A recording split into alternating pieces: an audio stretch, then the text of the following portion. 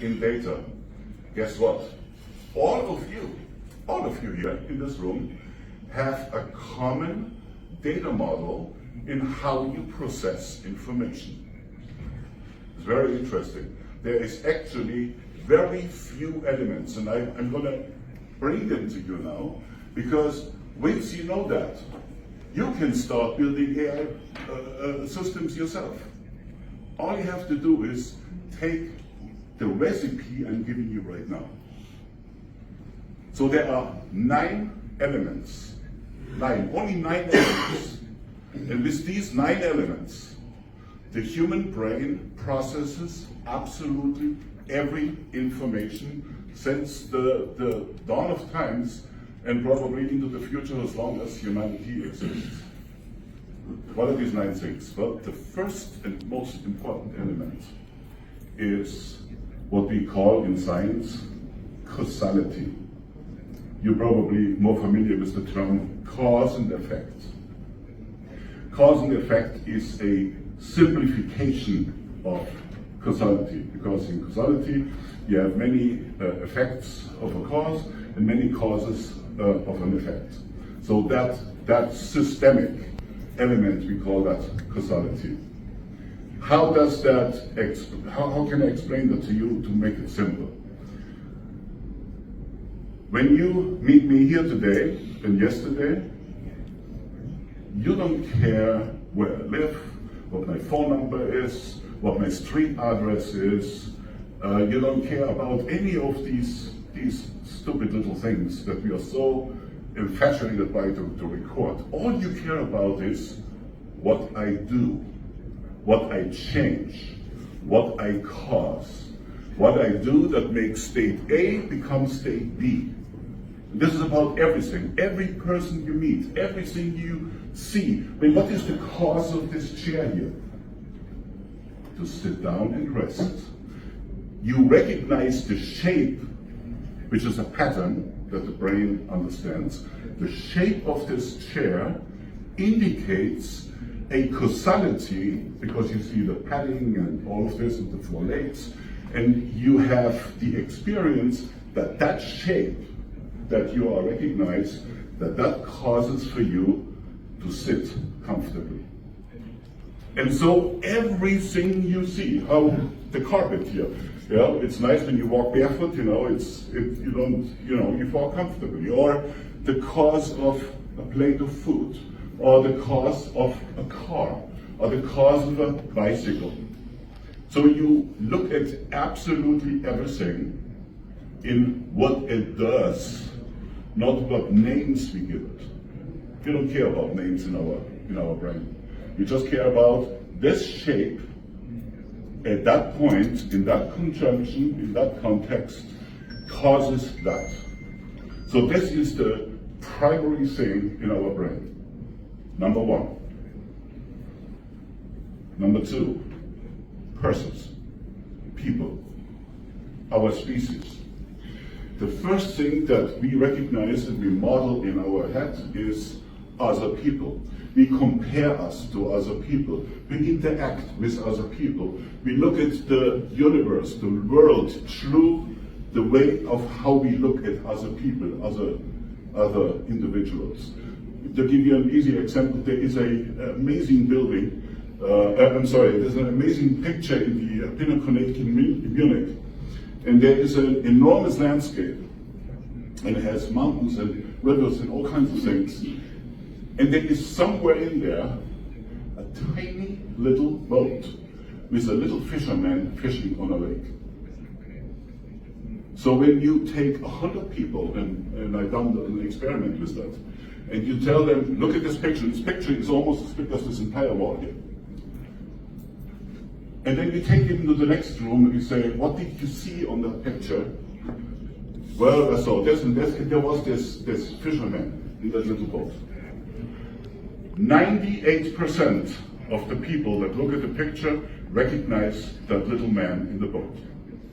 It is because we are trained to identify other humans. So this is the first, I call it, cardinal object in our brain. The next one is anything that is a group, anything that is a pattern, anything that repeats. And our language is full of these kind of words. A flock of birds, a school of fish, a forest for many trees. But there are other patterns. For example, Google, Microsoft, IBM, the Democratic Party of the United States, the Ku Klux Klan. All of these are patterns. All of these are repeaters of what I call conceptual belongingness. That's number two. I'm just telling you now, this is how you are processing all the information. The next piece is events. You remember everything that I went to this example earlier about with you. Everything we remember and everything we put together is in instances of events. Something happened, there was some participation, there was something that is memorable. So we remember events. The next one is geography. Aboutness. Where is something in relation to what? The next thing is time. And time can be a very general thing. At the time of my prom last summer, in my next life, whatever, or at 8:45 tomorrow morning. Any way in how we take all the things we just talked about, people, events, geography and so on, we put that into the parameter of when. Where does it fit in to the timeline of our life or our observation of information? And then there's a few more. For example, there is something I call technology, but I'm only using that term as a convenience. It is actually anything that we recognize in our universe that is being used to do something with. So for example, a monkey that would 100,000 years ago take a piece of fruit and stick a stick in it and make a hole in it so he can suck out the juice easier, that's technology.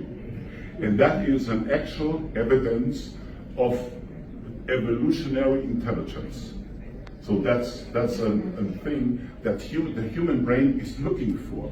It's constantly looking for solutions, constantly to evolve. So it uses the idea of technology to do so. Then we have one that called concepts. Concepts. Healing is a concept. Going to church and believing in God is a concept. Going to war is a concept. Believing is a concept. Being strong is a concept. Being accurate is a concept. So we having our language full of conceptual ideas and elements that we are learning over time. So for example, a child at the age of 2, it will say, "Oh mom, they just flew a pink elephant by the window and he had green dots on his back." And mom will say, "This is absolute nonsense, elephants don't fly." Yes, absolutely, I saw it, but because it's just in the fantasy of the child. At about the age of 3 or so, the child begins to learn there's a thing called a lie, something not true. And when it learns that, it will be more careful telling his mother about the pink elephant that flew by the window. And then the last thing is objects. Anything that takes space in the universe. It can be a glass cloud, it can be this cup, this bottle, or anything that is an object. Full stop, that's it. That's it. That's the only 9 things that the human brain uses and needs to understand comprehensively absolutely everything. So now let's combine all of that. Imagine, very briefly, because I'm on the end already. Imagine we can build a system that has the unlimited ability to learn, has the unlimited ability to take all the data that can be learned from all these devices that exist on this planet and filter them through this ontology I just gave you, that is the ontology of our human brain, to organize all of that data and then organize it through a timeline. When did what object, what person, what geography, and so on and so forth occur in context with what? Imagine I can do all of that. Then I have built the most powerful brain that ever could possibly exist. It replicates everything that is clever about the human brain, and it avoids everything that is not good about the human brain. And if you do that, then that thing that you built has the ability to understand religion, has the ability to understand healing, has the ability to understand humor, has the ability to understand all kinds of things that we are so hung up on. But most importantly, we can now retire the question, can your AI do this, or can your AI do that? Because it can do all of it. And that is what we have to have. We have to have a artificial general intelligence.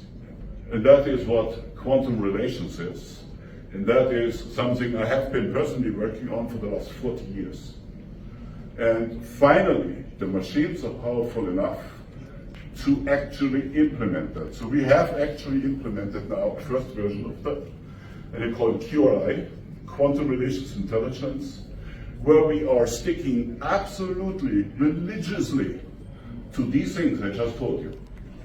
But with that machine, we can solve security, we can solve healthcare, we can solve logistics, we can solve about absolutely everything you want. So in the future, when you ask me about, can your AI do this or that, the answer is always yes. Because if it can be thought, if it can be processed through that ontology I just explained to you, it can do all of it. And when I talked about yesterday, where AI must go, it doesn't matter the world adopts to QRI or to some other one, as long as it sticks with that concept, as long as it does exactly this, it's the future. It's collaborative, it's symbiotic, and it will understand that a decision that you want to make will affect this person over there in a positive or negative way. And you know it before you make that decision, because the system can connect all the dots, which you cannot. So that is what I want to explain about where AI needs to go, and I hope this gives you some thought to think about it, and maybe to better understand why AI cannot be a fragmented landscape of individual neural net-based things, but it has to actually be something that is the replication of the output of all of us as humans. Because we are the important ones here, and the world should be built for humans and not for machines. Thank you very much.